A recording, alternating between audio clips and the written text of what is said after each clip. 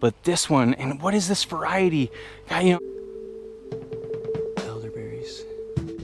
These juneberries, these three ones are getting very large now. Lots of comfrey planted below. I mean, just when the currants are going off in July, it's just, there's a cherry back there. So this plum is known as a toka plum, and there's a few planted here on the property. And it gives off this crimson exterior but golden inside fruit, and it just really, so far so good with this. I mean, yeah, a little bit of damage here, like you can see something got into that. I'll even nibble on the no, on that side hit too. There's others that have, I could probably cut around that, but I'll give it to this currant. Some burdock planted throughout as well. Here's another one of those currants. Not as big of a one, but also very good, and planted next to this chestnut crabapple. But this one, and what is this variety? God, you know, I thought it was a Z-star, but I think the Z-star was the one next to it that died. I don't know what that is, honestly. And what's really cool is that, for me, is it really relevant? We have a, no matter what it is, just happy that it's there. It'd be nice to know the name, but check this out. So what originally was a wall all the way through here actually opened up to the left here into this really amazing circle. And I opened up some light for this Siberian pea shrub, which is at about, you know, 5.5 feet tall. And it could just use a little more light. And walking through here to the right, we come up to all these elderberries. A lot of it is green ash and ironwood, but then you come up to these elderberries.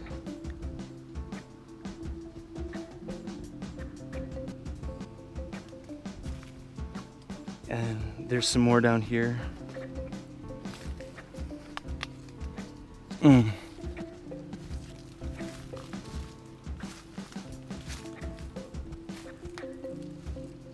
It's pretty nice. These could get to be really large. I'm excited to see.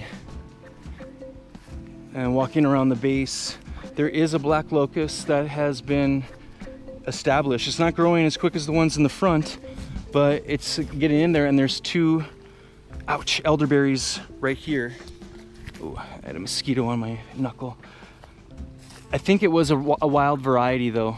You could see it's a different flower cluster, but that's totally cool. We'll get some more cuttings of the thick ones. Here's a nice nanking cherry. And maybe even obviously the wild ones, we wanna keep more of those going too, because different nutritional profile. I'm walking underneath this other plum. See, the leaves are much more red. It kind of like worries you, but the fruits are nice. It's this like stark red tree.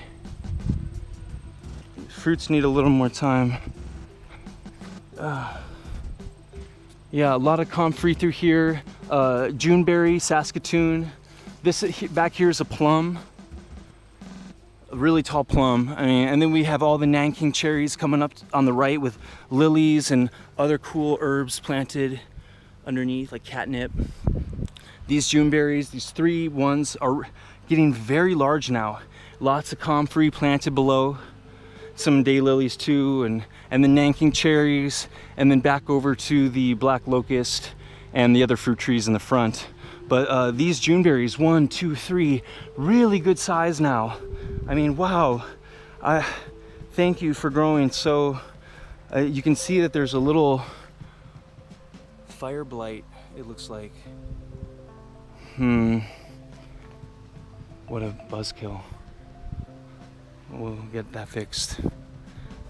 More comfrey planted, lots of that. And then, yeah, even through the back, it never ends. This one I always called currant corner or like the current comfrey corner, walking around this thick hedge. And for a while it was just these, oh, ants. It was just these plants that weren't that far. You know, they were planted pretty much right next to the base of the greenhouse. And now they're coming out about 5 feet, 6 feet. And I pinned a lot of the branches down to the ground. So next spring, we'll have all these roots taking hold. And, I have some mosquitoes on my back. And then we have all these brand new currant plants that we can transplant. Walking around with like these Siberian pea shrubs here. Really cool wild choke cherry. Yeah, it's like some sort of cool choke cherry. More comfrey, wild grapes. I mean, just when the currants are going off in July, it's just, there's a cherry back there. Here's a pear on the left. And then in the real long-term thinking, there's 2 Korean pine nuts right back here that would just fill in this whole back corner. I really can't wait for those to start taking hold. I just cover the ground as much as I can with other material, and I really hope that they'll take up space. But yeah, just like taking up space like this Whitney crabapple, it's really one of the best trees I could ever recommend. I mean, it's grown so quickly since maybe 2010. And yeah, in 2012, Camden Long and we planted this tree 4 years ago, and then some of those trees, those 2 trees 4 years ago, and those Whitney crabs. And this one is definitely the best grower in that group. It's good to see it really, it looks like it's gonna catch up in a couple years.